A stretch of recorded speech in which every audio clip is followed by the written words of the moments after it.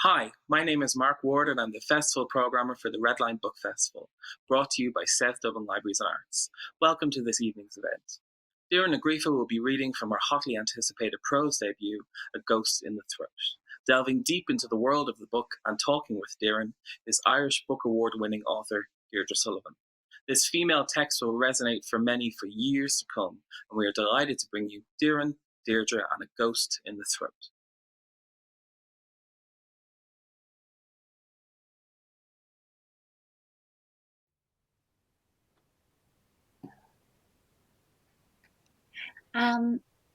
Welcome to this event in the Red Line Book Festival, where I will be talking to Doireann Ní Ghríofa, who is a poet and essayist. Her most recent book is the bestseller A Ghost in the Throat, which finds the 18th century poet Evelyn de Ghríofa haunting the life of a contemporary young mother, prompting her to turn detective. Doireann is also author of 6 critically acclaimed books of poetry, each a deepening exploration of birth, death, desire and domesticity. Awards for her writing include a Lannan Literary Fellowship, the Astana Prize, a Seamus Heaney Fellowship, the Hartnett Poetry Award and the Rooney Prize for Irish Literature, among others. The Paris Review has said of A Ghost in the Throat, past versus present, blood versus milk, birth versus death, the Irish language versus the English. Dichotomies abound, but the questions of women's lived experiences and who history remembers link them all.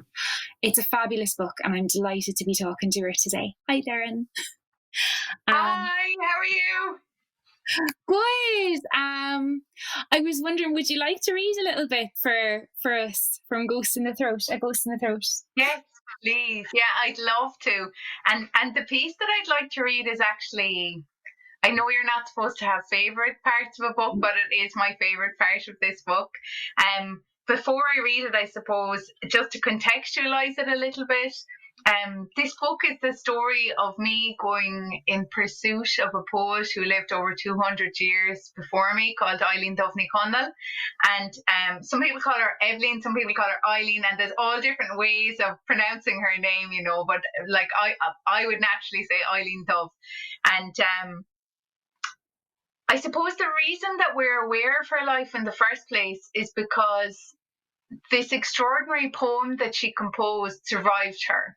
And when she uttered this poem, this keen or this lament, Queen Arthi Lira, its echo was so powerful that it managed to travel all this way across time to us now. So I mean, we can pick up a book now, or you can Google this poem and it's available to us, which I find extraordinary.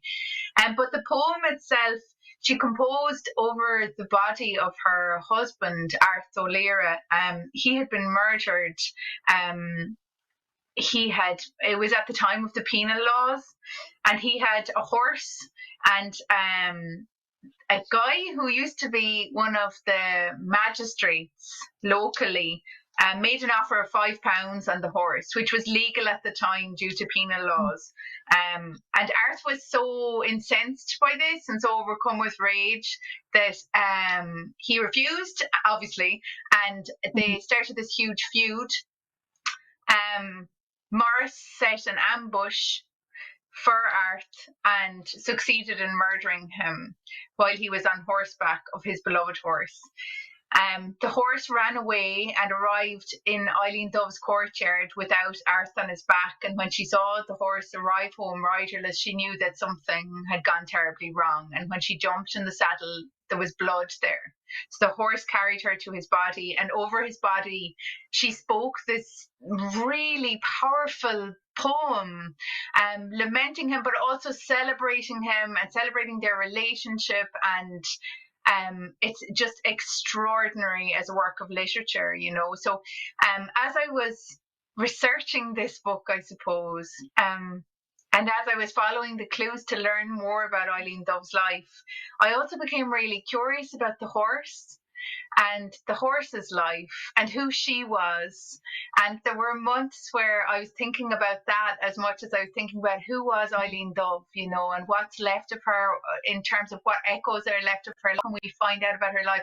But I also started to ask the same question about this horse.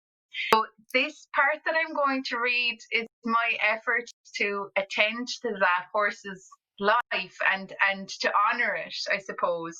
And the point where we meet the story, Arth has just been shot.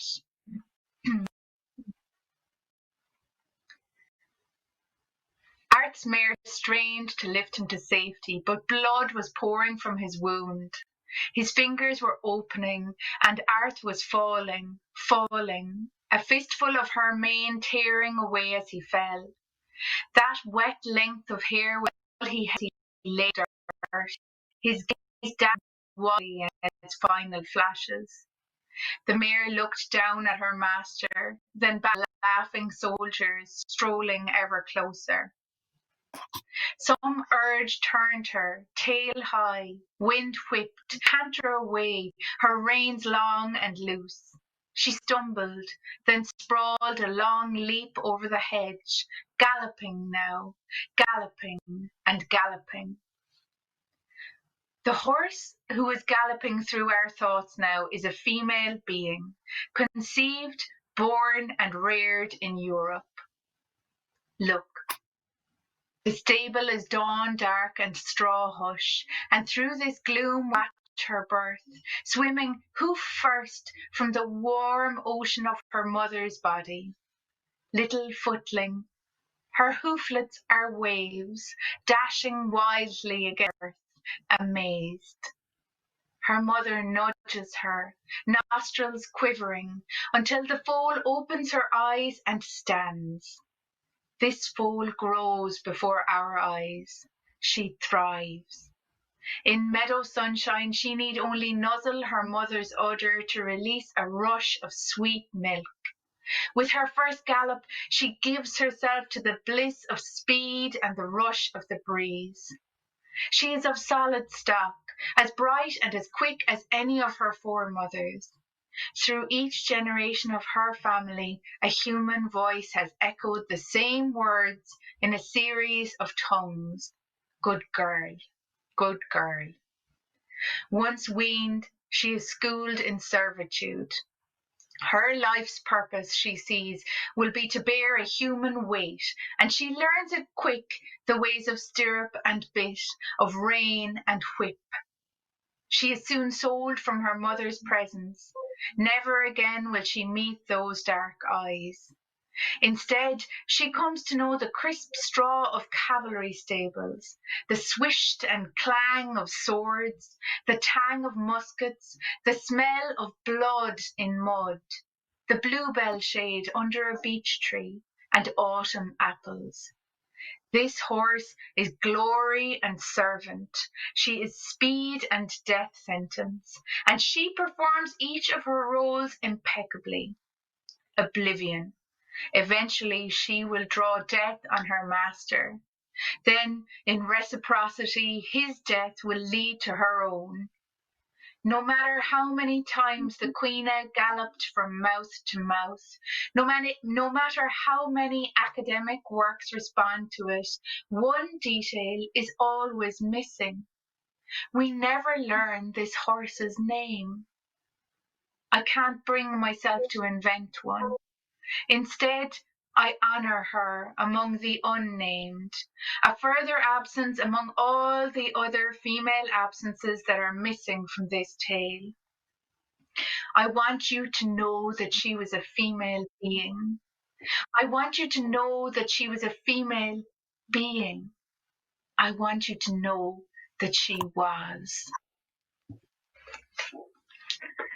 That was beautiful. Thank you so much. God, I could have listened to you go on for for a much longer time. That was so nice there, and thank you.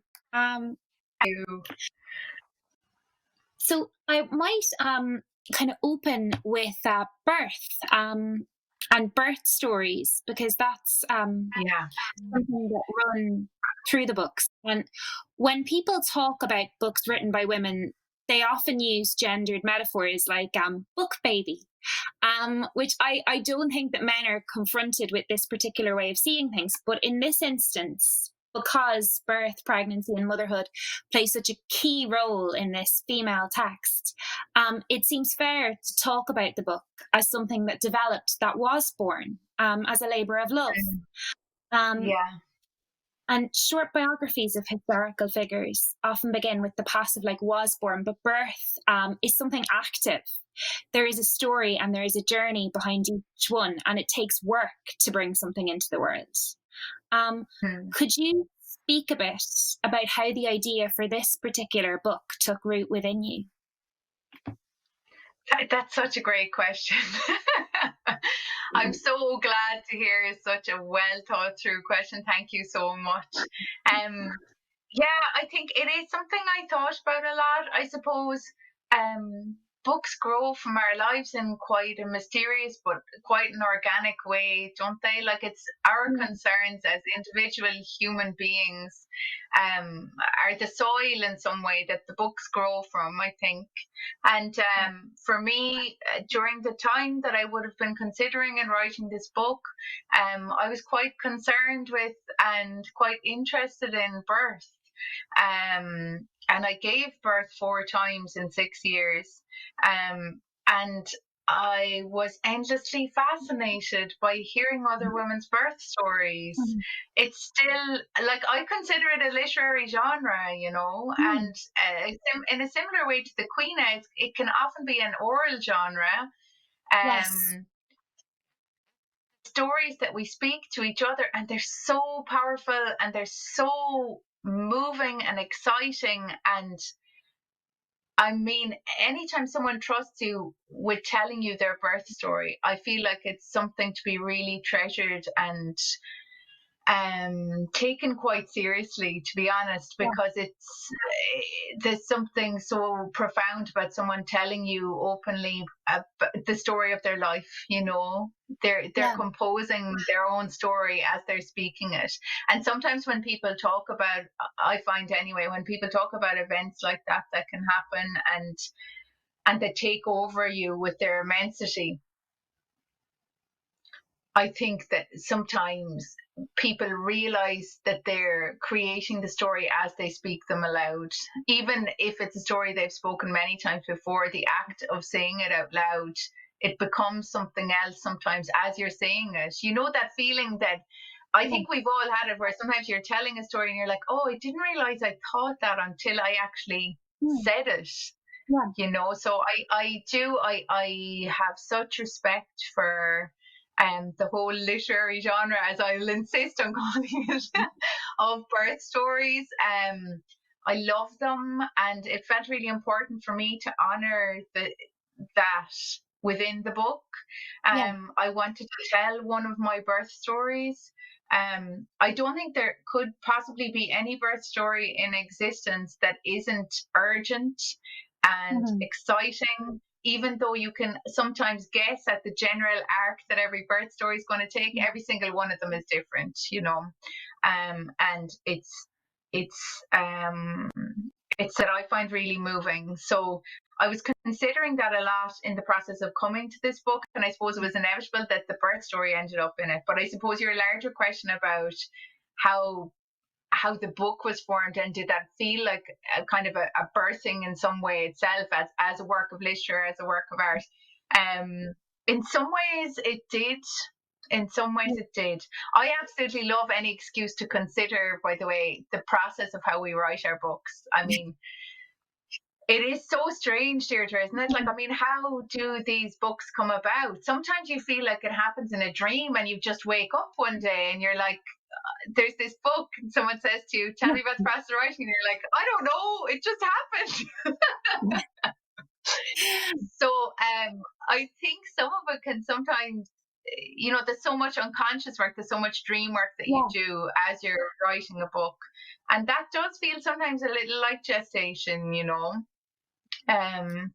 It's an intensely bodily experience in my experience anyway, in my small experience of writing books. And it's, there's an element of that to it, but I suppose everyone has their own bugbears too, don't they? And the book baby thing, when people say my book baby, I do kind of struggle with that.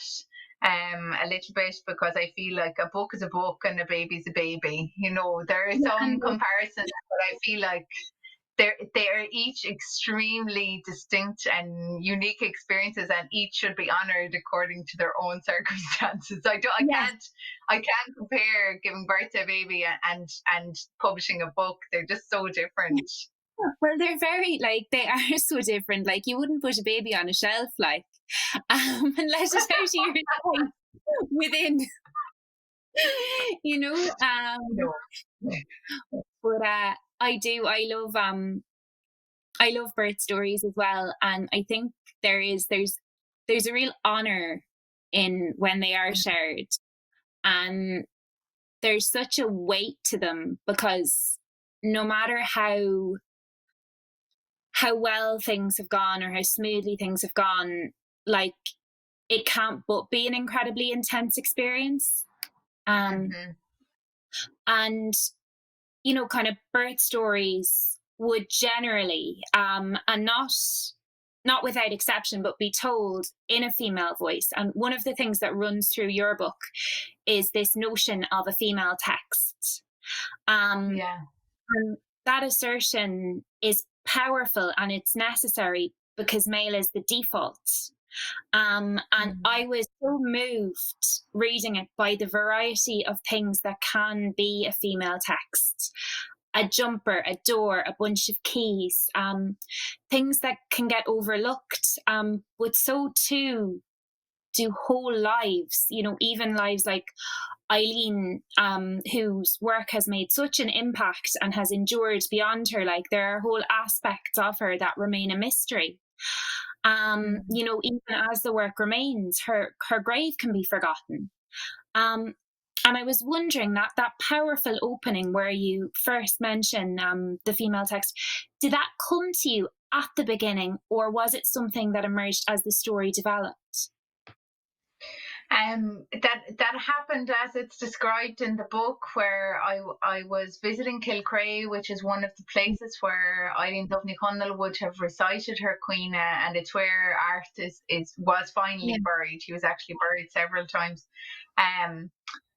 And so I would often make a pilgrimage there, Deirdre, and just to be near places where just to make the effort to put my female body into places where we knew she had spent time felt really important to me, and I mean, it's kind of an oblique biography in a lot of ways, this book. It comes at the idea of writing another woman's life from a kind of odd angle, I suppose, and that was intentional.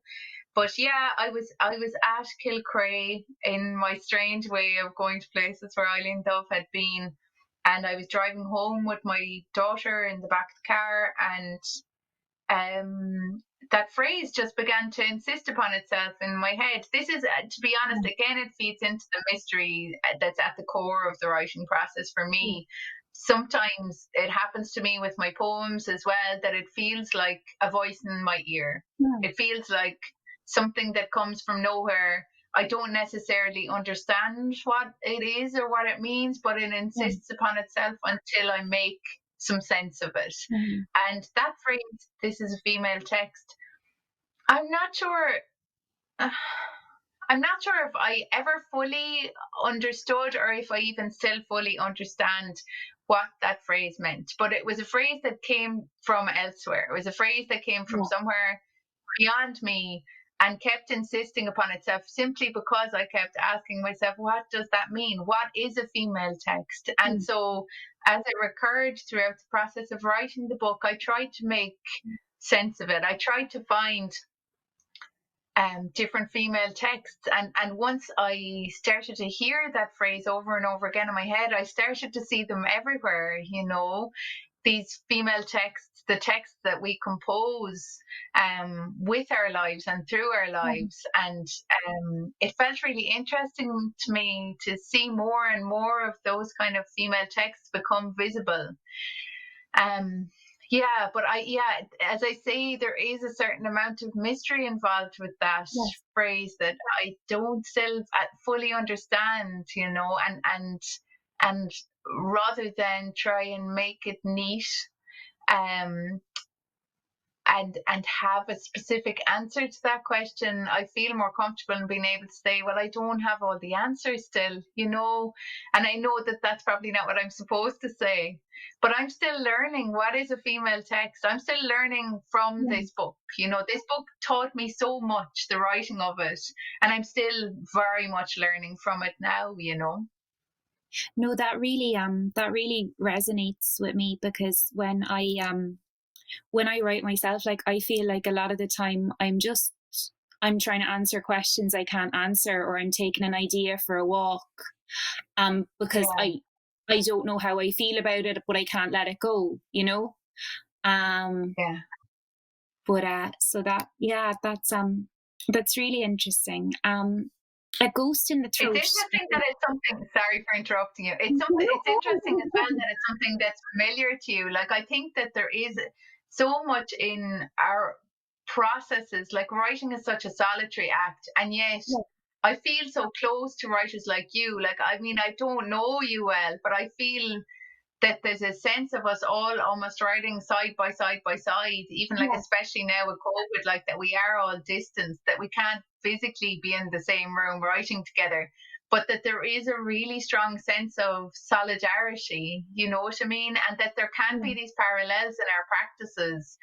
And I just find it so moving to imagine, like, I'd be sitting here writing at my desk, and that you might be writing at your desk, and someone else might be writing at their desk, and we're all sitting down and we're all puzzling through the mystery of this craft simultaneously, of separately, but also in a way together. No, absolutely. And I found the experience of reading A Ghost in the Throat really powerful, because there were times, like, I was sitting in the middle of the countryside in Cork reading it, and there were times that I just felt like you were speaking directly into my ear. It was a really, really powerful thing to read, and I loved it. Glad to hear that. Thank you. Talking about kind of voices and voice, that in the book you kind of weave two voices together, two tongues, then poetry and prose, past and present, memoir and historical biography, art and domesticity. Some of the pieces in it were previously published as the essays Milk and The Dissection Room in the Dublin Review. But it reads so seamlessly to me that when I listened to you discussing it on a podcast, and I was almost surprised to hear it described as an essay collection, which, like, because of course that's what it is, but it's such a whole thing as well. And how do you see it? How do you describe it? And what was the editing process like? Was there like anything that was challenging to kind of stitch in there to fit together? Yeah, the whole book, as I say, taught me so many lessons. This is the first book of prose I've ever written. And my first efforts in prose, I was writing individual essays. And as time went on, I was seeing that they were linked, and that there was a larger story I could tell that would draw them all together. It still has the feel for me a little bit of a linked collection of essays. That doesn't seem to, it's I find it amusing, and I actually secretly love it that people are constantly asking me what genre is it, like, in terms of, like, people are like, is it a novel though? Like, tell me right now, is it a novel though? And I'm just like, it is what it is. It's kind of a weird book. I'm very reluctant to pigeonhole it, because it just it insisted upon itself, and part of me feels like, even though it was so hard to write, and I was definitely involved, I do sometimes feel like it wrote itself into what it wanted to be. And like, I had the sense that it was writing itself through me, like that I was almost like a conduit. But like, there were individual essays to begin with, and then there was a string of what felt like individual essays. But because Eileen Dove was on my mind throughout the time, she's what connects everything for me, connected everything really in my life at the time as well. Like, her poem and her voice and her presence were really like an anchor for me through times of turmoil, and she's still there, you know, she's still with me all the time. One of many ghosts I carry around with me. But yeah, in terms of your query about how was the process of bringing those essays together as a more coherent whole, I mean, sometimes it came very naturally. Like, for example, the end of chapter 5, so it's alternating chapters, roughly speaking. Like, there'll be a chapter from my life in contemporary Ireland, and then there'll be a chapter from Eileen Dove's life in her Ireland. And there are echoes and chimes throughout. Like, I really thought of it as a book of echoes. Like, there are even half lines and ideas and images that echo between my life and my chapters, and her life and her chapters. But, like, for example, at the end of chapter 5, I was writing about Eileen Dove's life, and I was building from there into a chapter which was focused on my experiences in a dissection room when I was studying dentistry and was involved in dissecting a human body. And the way that I stitched that chapter into the next chapter was, at the end of the chapter I was leaving, Eileen Dove had just had her first marriage, I think it was, when she was a teenager, like before junior cert age, and it was an arranged marriage to an older man who passed away within 6 months of the wedding. So I'll just read this very short paragraph that connects her experience of standing over his dead body to the next chapter, which is my experience as a teenager also of dissecting a human body. I recognise how deeply different Eileen Dove's life is from mine, and yet I can't help myself in drawing connections between us. When I was a teenager, I too found myself staring down at a dead body, and I too found myself a failure. I was drawn to that moment by a room. And then the next chapter starts. The first time I entered the room was in a dream. And that essay focuses on return. Like, there are several returns. And at the first time I entered the room, the second time I entered the room, the third time I entered the room. And so that was how I connected those two chapters together. That's the first one that comes to mind, because it just slotted in so neatly for me. And I was really pleased that it worked out so well. But there were other areas where there was a little more friction, and I suppose part of it for me was honoring that, you know, two lives don't always fit neatly together. Sometimes there is friction, sometimes it just doesn't work as neatly as you might hope, but that's okay too, you know. No, absolutely it is. And I really liked what you said about echoes, because you can kind of look at ghosts that way as well. You know, some people do see them as kind of like recordings, or like deep kind of resonant parts of the past that kind of linger. Death, or the potential for death, looms throughout the book, in Eileen's story, but kind of as well within your own life. You know, there's a car crash, a scan, there's deep despair, and then obviously with regard to the Queen, there's a murder.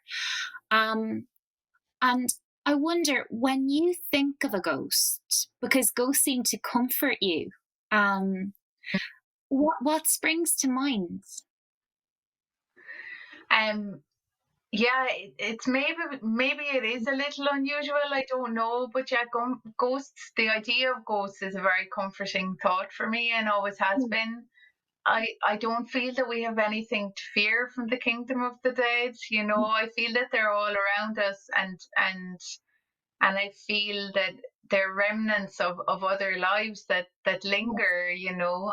And for example, during the pandemic, I've never ever been a sporty person, Deirdre, but during the pandemic, I needed to get out of the house every now and then when we were in strict lockdown, when we were in level 5. And so I took within the 3 kilometre radius. Was it 3? Was that what it was? I think it was 3. Anyway, within the first radius that we were allowed to exercise within. There's no real park or anything like that in the place where we live, so I used to run up a steep hill to the local graveyard. and there was never anyone there, and I would just run round and round and round the graves. And because I did that sometimes twice a day, and like almost every day, if it wasn't twice a day, at least once, I became very familiar with the place in the way that you will if you revisit a place over and over again. And it struck me one day, I was like, hang on, what I'm doing here is a bit strange. Like, I really hadn't hit me until then. I was like, why am I running round and round the graveyard? But I do feel great comfort there. And I really enjoyed that element of kind of coming to know the names on all the individual gravestones and imagining the lives that they had. And it's a place of great peace. I never creeped out in a graveyard. And one thing that I love in that graveyard, and that I only noticed after a long time, is when the sun is going down. It's a very young graveyard. Like, it's a big field with only like maybe a fifth of it covered in very new graves, with polished stone. And when the sun is going down, the backs of all those gravestones just gleam bright gold like headlights. All of them. Every time the sun is going down. And like, I would just be there like staring at it, just, oh my God, And I suppose that's kind of how I feel about death and about the idea of ghosts.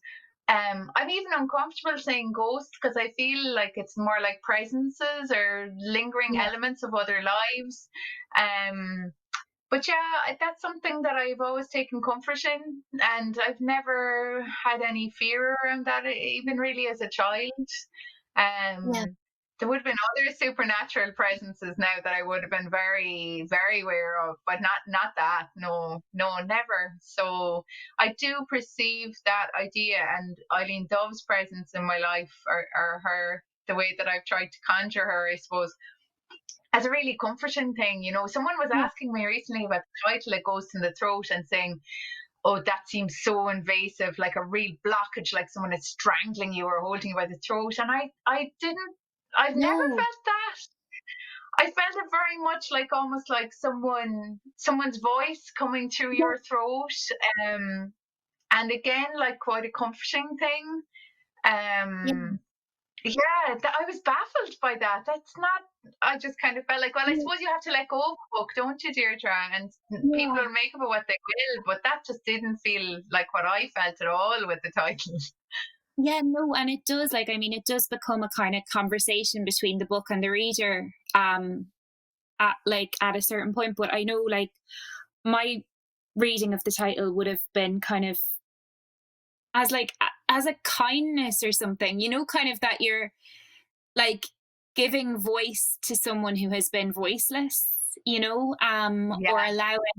allowing her to take up the space, or I suppose the space that she demands, because the Queen is it's a keen, it's a lament, and that's and that's very throaty. I don't know, that's not the best word, it's a bodily thing, it's visceral. Absolutely. And I was wondering, for a book about a keen and a lament, there's also such joy and wit and humour there for the reader as well, and such love. And you mentioned in the past that one of the things you want to do with your work is to bring light and joy. And this book that constantly resists being any one thing, it brought me a lot of joy as a reader, but more complicated things as well. I feel like it's one to reread. When you approach writing something, do you consider your readers? Do you consider who you're writing for, who your ideal reader is, and how you would like your work to be received in a human sense? Or are you just working things out for yourself? It's funny. Before I answer that question, I just want to say one thing about it. I'm so glad that you felt an element of wit and of joy coming through, because no one has picked up on this yet, but there is a quote from the film Anchorman hidden in this book.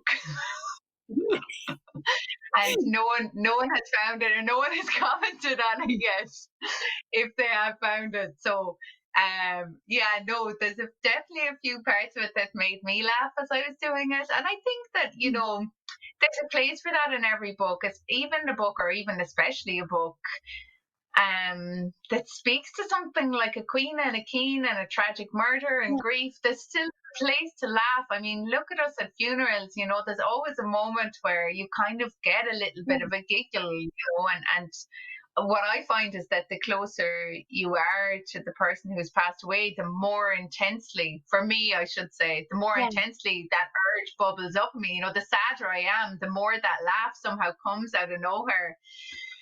So I think that there is always a place for that, and that's part of being alive, you know, is the sense that, you know, nothing is one thing or the other. Everything's a great big messy muddle, and everything has elements of every different color threaded through it. You know, that's what I feel anyway.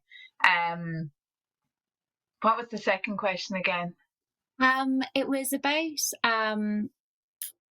about kind of when you're approaching writing, do you think about who will be reading it or who you'd like to read it? I remember now. Sorry about that. I got so distracted by the Anchorman thing. I did with this book. I often don't have the reader specifically in mind with individual poems, to tell you the truth. That feels much more like finding the little song of the poem and just getting the poem itself to be itself, if you know what I mean. Like getting the poem to write. And that feels like much more like a relationship between me and the poem. Whereas with this book, I did feel the reader was with me all the time, and I addressed the reader a lot of times throughout the book. You know, I kind of feel like I conjure and I'm looking at a scene, and then I turn to the reader and say, "Look, do you see this? You know, how astonishing this is." And that felt really important to me, to be able to kind of have a relationship with a reader. But like, to answer your question, I never in that moment imagined a specific person, like a demographic or anyone I'd know or anything like that. It was more just like another person, just a reader, another person that might have come to this book, and I wanted them to be with me on this adventure. You know, I never felt alone on this adventure, often because I never was alone. There was usually a child or two like on my hip as I was going along. But I never felt alone, because Eileen Dove was always with me, and the reader was always with me too. You know, the reader was with me when Doireann, and I was on my knees going through a weird kind of a portal in the muck, where a tree had fallen over and the roots were exposed, and there was like a door in the bottom of it. In order to go through it, I had to climb down like into a really wet puddle, and I came out with disgusting, filthy. My hands and my knees were all soaked, and I didn't go through there on my own, you know, because the reader was always there with me in the frustrations and in the astonishments and in the joys. And I think, or I suspect, that that's part of the reason why readers have responded so warmly to this book, is because they didn't know they were with me throughout that whole process until they picked up the book and saw themselves there. You know, I think there's a sense of recognition, because they really were, you know, like, you were with me. Everyone who's read this book was there with me, you know. So I did have a sense of a reader, but not anyone in particular. And I suppose it's very much like it's a book that was written by a passionate reader as well. You know, kind of the text was always there with you as you worked and developed it, like that, the Queena. And this book examines the life of Eileen, a woman kind of hiding in blank spaces. And it was researched and written to in spaces, much of it in a car park. What is it like to try and carve out someone else's life within your own? And how did you approach making the time for this book as opposed to your other work? Like, which, between poetry and prose, I'm wondering, like, which fits more readily into those small periods of time, or is there little difference? It's that, again, that's such an interesting question. Thank you for thinking so much and so deeply about these questions. Yeah, it's interesting to me. Like, for me, it comes down to urgency. what is insisting most upon itself. And I remember, I think it was in science class in secondary school. I can't remember the larger point, which will tell you what a terrible student I was. But I think our science teacher, I remember at one stage they had a big jar and they put in loads of big rocks. And then they put in loads of like smaller rocks and loads of sand. And the sand was able to fill all the gaps up. As I say, I have no idea why they were doing that. But that is the image that comes to mind for me when I think of time. There are certain immovable parts and responsibilities, parts of my day and responsibilities, things I have to attend to, like everyone does. So like they're the things that I have to do. Then there are the other things that kind of have to be done but can be fitted in at any point of the day. And then like the writing is like the sand, and it comes in with such an intense urgency that it just rushes in and fills all those gaps. So like, I mean, it regardless of whether it's a poem or whether it's a book like this or whether it's an individual essay, it finds a way. It kind of the times that I would have to write whatever is insisting on itself most urgently in that moment is what I end up attending to. I find that it's so important to me, the writing. I don't fully still understand why. It's really important to me, and it's really important to allow it to become itself. So so every day of my life, I kind of feel that, and I suppose because I came to it as an adult, I was in my late 20s, it still feels very strange to me that I would be doing this. But I just feel like it's important to have those little spaces that, that the sand can make its way into, and little by little to try and just write a good sentence, in one of those gaps in my day, or like, try and edit a poem so that it sounds more itself in the mouth, or it just feels like like fidelity sometimes, but it's fidelity to the works that haven't yet been created, like the poems that haven't yet been born and the works that haven't yet been thought through. And so I just feel like I have to do it, so I have to let those little bits of time be filled with the sand. No, absolutely. And they add up. And I think kind of once you see where space can be carved, it becomes easier to carve it again, and to find it. When you were talking about poetry there, you said in the mouth. And I'm just wondering, do you, when you edit, do you read aloud? Yeah, very much so. Like there are large parts of this book that I know off by heart. Because when I was editing it and polishing it, and like I'm sure you have in your practice, when you're going through the time where the story is itself, but you're trying to make sure it has its right voice that works throughout the whole thing. And so over and over and over again I read it out loud, like when you describe where I'd be sitting, and I had this habit of driving to the roof of a free multi-story car park near my kids' school, and just while our youngest was in play school, just using that time to write. And often I would be sitting in that car with my laptop propped up and a hot water bottle and a flask of coffee and like blankets around me, shivering like mad, and just saying like huge chunks of this out loud and editing it as I went. Like that's a huge part of it for me, and that felt in keeping with the fact. That felt in keeping with the heart, I should say, of the Queen itself. The fact that it was an oral work, the fact that it was so embodied in a female body. It makes sense to me that was the manner that this book demanded to be written in as well. That it very much, like if you read any of this out loud, there's parts of those paragraphs of prose that have metrics and rhyme behind them, And I tried to disguise it as prose, but it's the little song of saying it out loud over and over again definitely worked its way really deeply into the text itself. And I'm glad for that, to be honest. It feels again like another echo between Eileen Dove's life and my own, that sense that this is an oral work in deference to her oral work.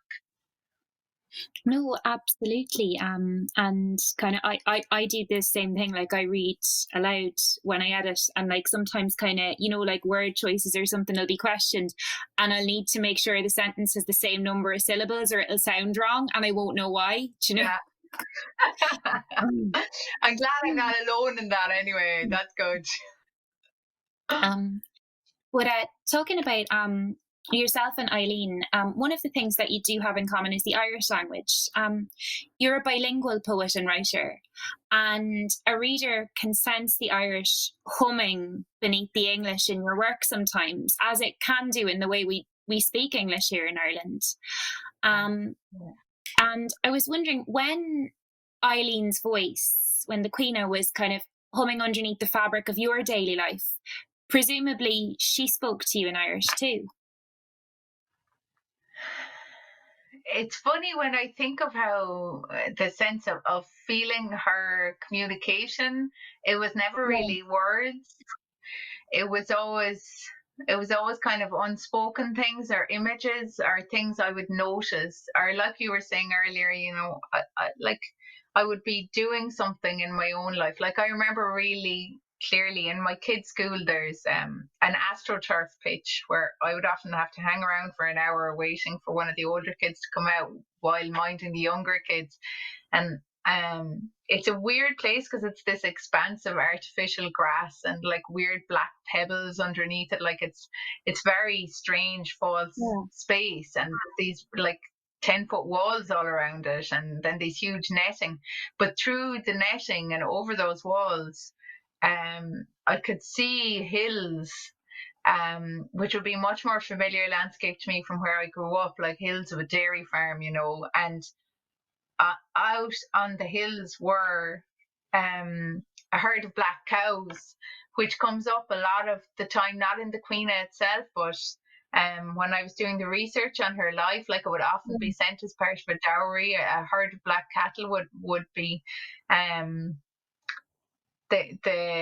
carriage in which the newlywed woman would be brought back to her marital home. Part of her dowry would be brought ahead of that carriage, and that would often include a small herd of black cows, and being able to see them in the distance on those hills, like black cows. It just really struck me, like, I was in this intensely modern landscape embedded in it. And yet being able to see that just beyond where I was, it was a real illustration of the distance between me and Eileen Dove, and yet the closeness, the fact that there's still so much at the edges and in the peripheries, and yet totally embedded in my own daily life that could be construed as echoes from her life, and that felt familiar to me because of having attended to her life so deeply. So it was almost often like that, like it was like a sense of company, or like I'd see something like that and I'd make some kind of a connection, and it would feel like almost like as if she was there kind of with me, noticing. It was an act of noticing, I suppose. A shared act of noticing is the best way to put it, rather than having any sense of actually like hearing a voice, or like like what you would think of from a ghost story or whatever. It was more thoughts, I suppose, but and a real sense of intimacy often as well. Connection. Yes, connection. That's a great way of putting it. Yeah. And kind of speaking of connection, you are very connected, like, and since you were a teenager, you've been connected to the Queen. With the collection Lies, you translated your own work into English from the Irish. And at the end of A Ghost in the Throat, your powerful translation of the Queen is included, with both languages side by side, which I really liked, because my Irish isn't good enough that I would, my Irish isn't good enough that I would understand it all by itself. But like when they were hand in hand, it was just so much more. It was like a door in, and I really appreciated that. But I'm wondering, how did the process of translating the Queen differ from the work of self-translating? Well, because I'm bold as brass when I'm translating my own poems, because I feel like they're mine. They're mine. Yeah. I can do what I want. I own them, Whereas whenever I'm translating someone else's work, I'm much, much more careful. I'm like, visiting an archive, and the way you have to wear the white gloves. I'm very careful. I have the white gloves on as I'm poking around through the syllables and the text, and I try to be very careful and very gentle and very faithful, while still trying to carry it into a poem that works as a poem in English. So I felt as though I really did my best to be very careful with Eileen Dove's poem. And as I say in the book, I set out with the best of intentions, really hoping to be able to capture the cadence of her voice in English, and that was in itself kind of quite an intensely frustrating experience to come to the end of that process and realize that as much as I had tried my best, that my translation is as flawed as any other translation of Queen Arthur Lyra. It's just flawed in a different way. It just has my flaws now, as a translator, and that I suppose there's an inevitability to that. But I think it was the process or the attempt of listening so closely, and like you describe as a reader, that sense of back and forth of letting your eye be the echo between the Irish and the English. That's exactly what it felt like to me as a translator as well. That sense of stanza being like a room, that you're looking from one room to another room, that you're like, do the curtains match up? Is this armchair like that armchair? That there is this sense of like both languages breathing side by side, and that what's very important for me is that both poems, that the translation feels as much of a living work of literature as the original poem does. So there were parts of it that I'm very proud of, and there are parts of it where I wish I could have come closer to her voice. But the more I go on as a writer and as a poet, the more I feel like sometimes it's about making your peace with having done your best with something, excuse me. Sometimes it's not about something being perfect, whatever perfect is. Sometimes it's just about giving it socks and then saying, look, I tried. No, absolutely. I was talking to another writer a few weeks ago, to Owen de Verdun, who wrote Why the Moon Travels. Fantastic. It's a gorgeous book. But I noticed, and I do this too sometimes, that when he read aloud, the words he used differed slightly from the text of the book. And I think kind of, it's a hallmark of like folklore being an oral tradition, and kind of the story changing with each telling and with each teller. But I also think it can be the hallmark of like that niggly sense of like, there's always a better word you're chasing, even when it's down in black and white. Yeah, absolutely. You never lose it, do you? No, you just want to you want to like give more and do better the whole time. But one of move that there. One of the with A Ghost in the Throat that are like a recurring thing is about kind of giving, donating. But in places it's also about reluctance to take, kind of approaching history and someone else's life that way is kind of radical. Like we're so used to a sense of ownership and authority of answers rather than questions. And I was wondering, what was the process of seeking, of deciding what to include and what not to include? Like, and what do you think about the way we, in general, tend to remember people from the past and decide who and what parts of their lives merit memory or celebration? Yeah, I think that's quite tricky. For me, the way I undertook that process was it was quite instinctual, I suppose, in a lot of ways, and because it was someone who had been gone, or sort of gone anyway, for so long. Yes. I almost felt like I could be quite instinctual into the parts of her life that I chose to communicate to the reader. There is a part of the book where I resist that. I resist the sense to delve into certain parts of it, where I say to do so would feel like trespass or like theft. And I did sometimes struggle with that sense. You see, there are parts of it that I know off by heart, but I did sometimes struggle with that idea of like, okay, how far can I go? I mean, this woman deserves privacy, and what gives me the right to be able to assume some kind of authority on the telling of her story? So I there were times where I experienced great reluctance and ambivalence around those questions that you articulate so well, and so it was quite instinctual as I went along, and I tried to communicate that to the reader. Okay, here's a moment that I don't fully understand, and I'm not willing to step into this gap in an imaginative way.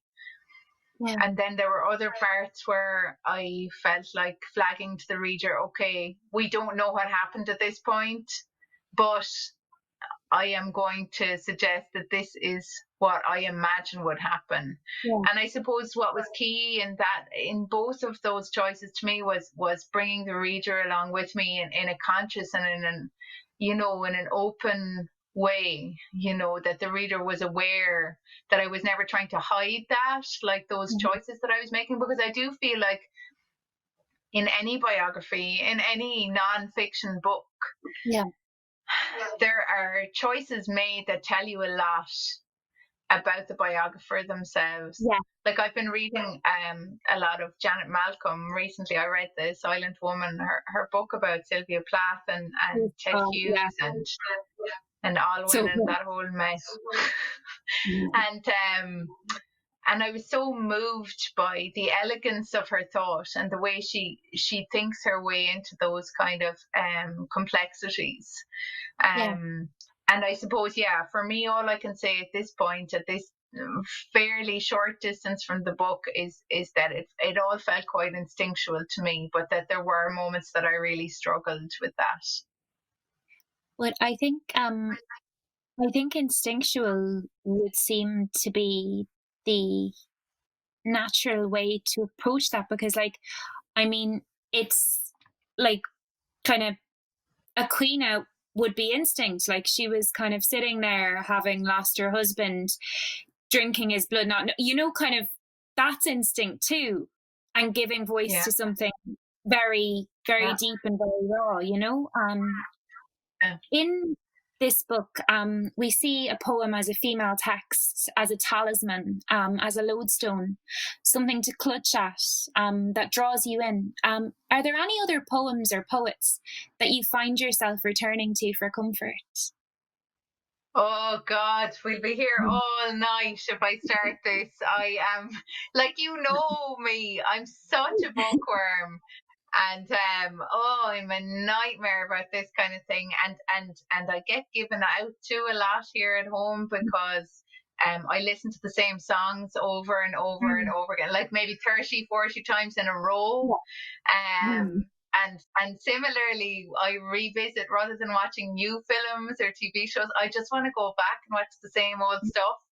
So there are there are loads of poets that I return to again and again all the time. And at the moment, actually, I was only thinking about this morning because Daedalus Press have just published a selected volume of Paula Meehan's poems. Going back so long, like over spanning her whole writing life, really. And every morning, like I've read all those books. I don't know how many times I've read those books of Paula Meehan's, and I've,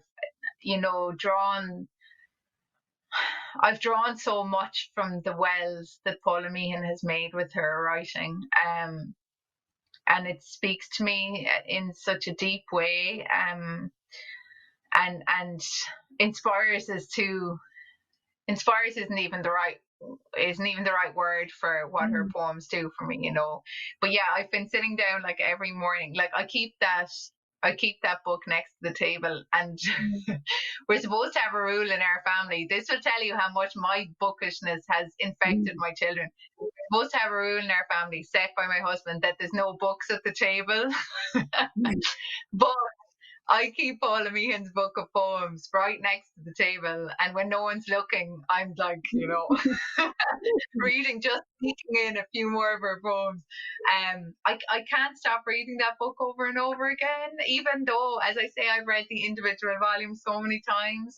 I love her work, and there's something lovely about that. I think the sense of return to something that speaks to you, whether it's like people rewatching The Sopranos over and over again, or it's like me reading Paula Meehan's poems again and again.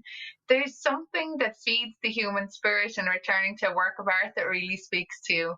And that's something that I love. I love a sense of repetition. I love seeing what's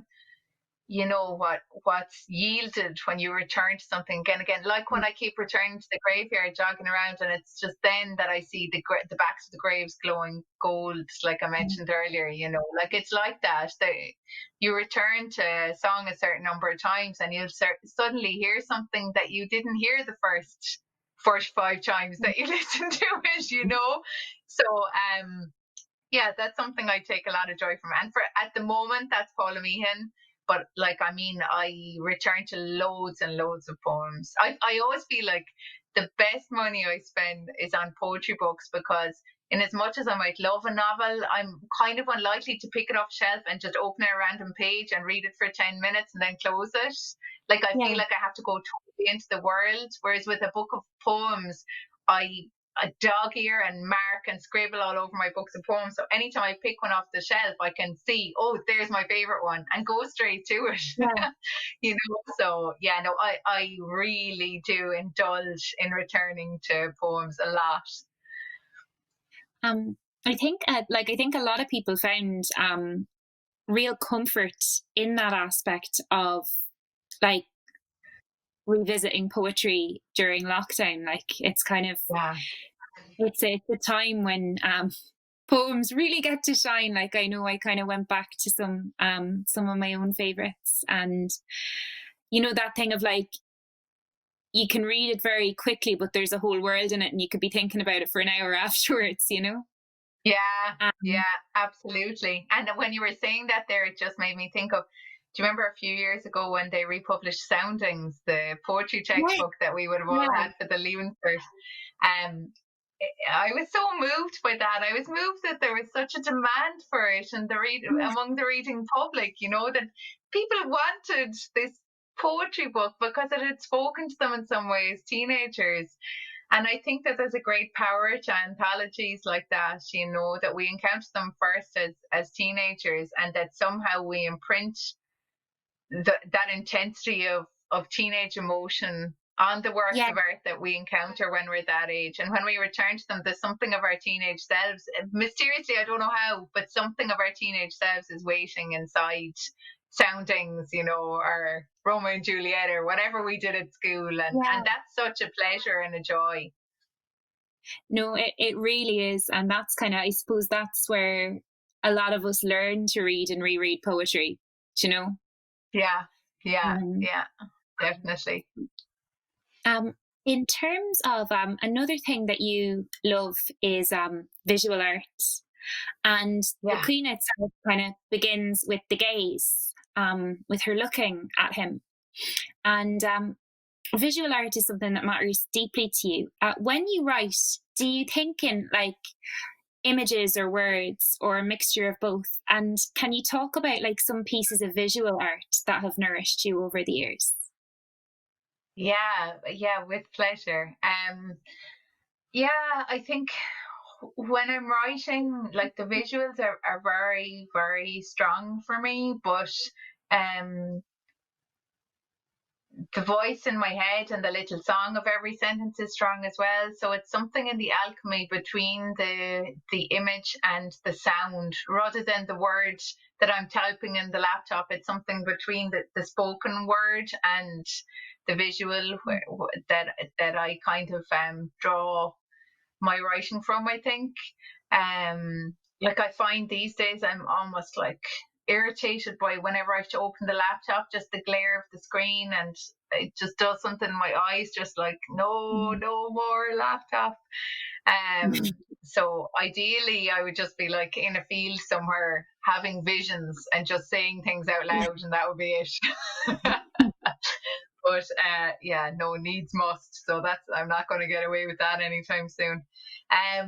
In terms of visual art that has really spoken to me, well, I suppose my journey towards or into visual art is quite a recent thing for me, which is something I'm delighted about, because in a similar way to writing, I went through most of my life so far without this nourishment to draw on. I would have always perceived kind of wrongly, right? I'll preface this by saying wrongly. I would have wrongly perceived galleries as being quite closed spaces that were for really clever people, i.e. like not the likes of me.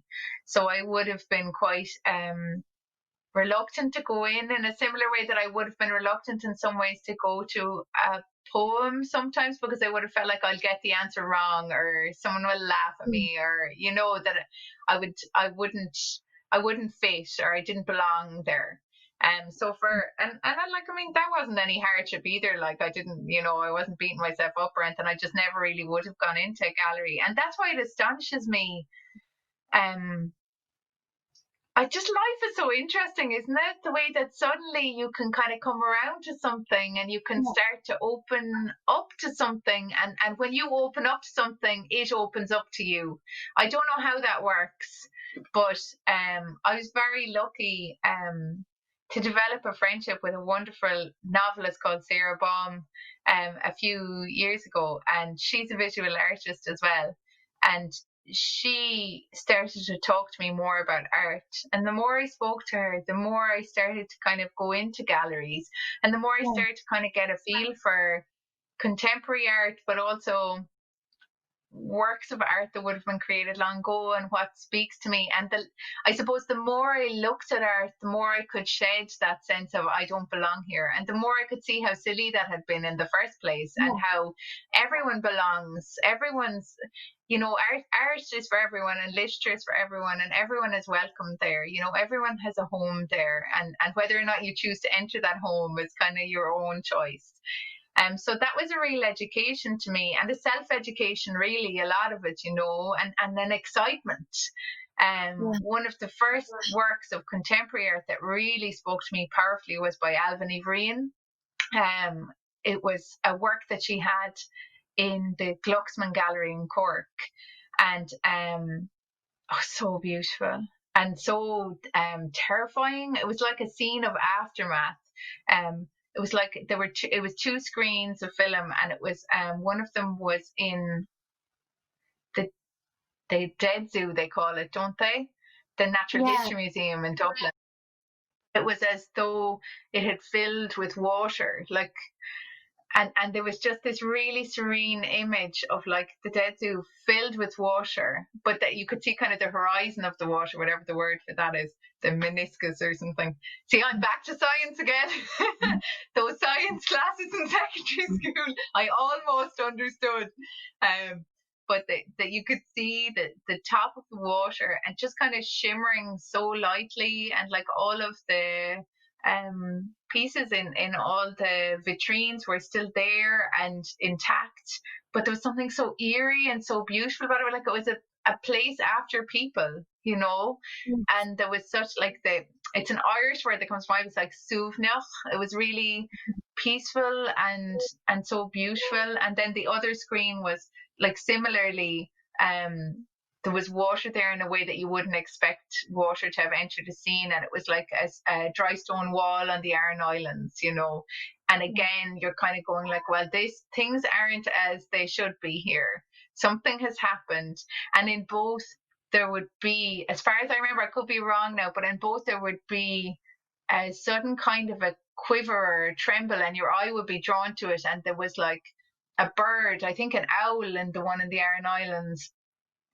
I could be getting mixed up now, but that was alive. That was a living creature, like that there was a sense of life here, but that it wasn't human life.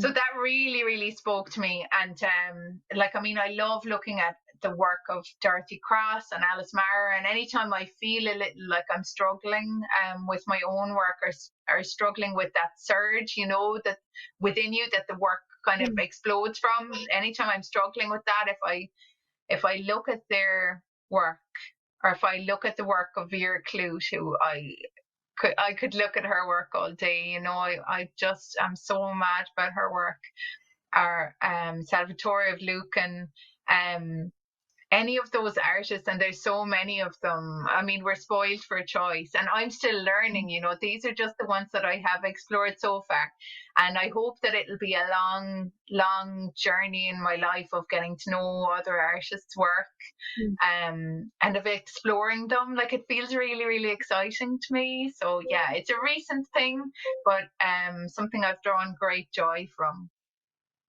Yeah, no, it's and it is beautiful. Like, I know I had a point in my last book that I was working on where I got really, really stuck. And I'm not a big art gallery person, but like what unstuck me was literally just walking to a different art gallery every day, and like just walking around staring at things until I felt something, you know? Yeah, absolutely. I know exactly what you mean. It can ignite something, can't it? Yeah. Just those sparks. Yeah, that's it. Like, just when it begins to feel not even like a conversation, but that you can recognize something in something that someone else has made, and then you kind of remind you what's possible in work. Just now, kind of, I mean, we've been talking for a while, but I have one last question for you that I'm very excited about. I'm ready. I am wondering, so when you kind of talk about Eileen, sometimes you mention other ghosts, and I'm wondering, what else haunts you, and are you writing or working on anything new at the moment that you're comfortable talking about? Yeah, I am. I'm putting the final edits, so it's always okay, I think, to talk about something where you're putting the final edits to a book that I started to write just before my English book class was published. So I've been working on this book of poems since late 2014, and it'll be out next spring. So it'll be The Bones of 7 Years in the Making. It's going to be called Star the Dark. And it's really interesting, I think, watching a body of work like that come together, and looking at the weird themes and symbols and obsessions and stuff that you've been carrying with you over years. And I always find it very surprising. I'm like, oh my God, look at all this stuff. What have I been doing with my life? You know, like, I don't know, in this one, it's all like, there's loads of fire, there's loads of darkness, there's loads of scissors for some reason. It's interesting to look back, I think, always on a body of work. But I mean, like, as a novelist, that must be much more familiar to you, the sense of a long gestation of a book, like we were talking about earlier, the gestational images, and looking back and kind of going like, oh my God, look at all the stuff that I've been thinking about over the past 5 or 6 years. Like, it must be strange for you.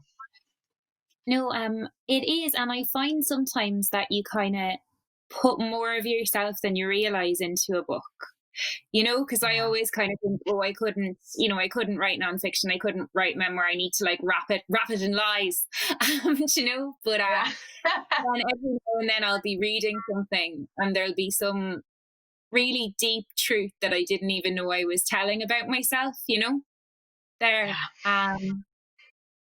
So it is interesting, like, kind of Yeah, I'm looking forward to that. Do you know, like, when do you, like, I mean, you're putting the final edits to it now. When can we expect it? I think it's Deadless Press are going to be publishing it, and the date we have at the moment is March 2021. Yeah. But like everything with COVID is so unpredictable, I suppose that to me any of those dates now feel quite movable, whereas they felt quite fixed before all this.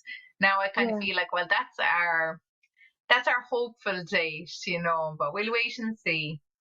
Yeah, it's such a strange time to be, I was going to say to be putting books out, but like to be doing anything. The world is yeah, it's crazy. I was wondering, and this might just be me being really, really cheeky, Doireann, so feel free to say no, but just to close us out, would you read us a little bit from your translation of the Queen? Because I would love to hear it in your voice. Oh gosh, yeah. Oh, absolutely. I'd love to. You know, what can I find here?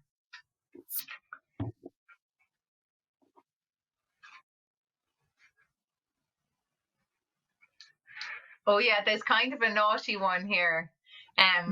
So one of the things that comes through quite powerfully in the Queen is how much Eileen Dove really fancied her husband, and I knocked a great kick out of that when I was translating it, you know, because it comes across so vividly, and I really that element of her voice, you know, and how almost like, I mean, it is a lament and it's extremely sad in places and heart-wrenching, but then there's other places where she's kind of boasting, you know, she gets a bit of swagger about her, and she's like, and by the way, don't any of you forget what a ride my husband was, you know.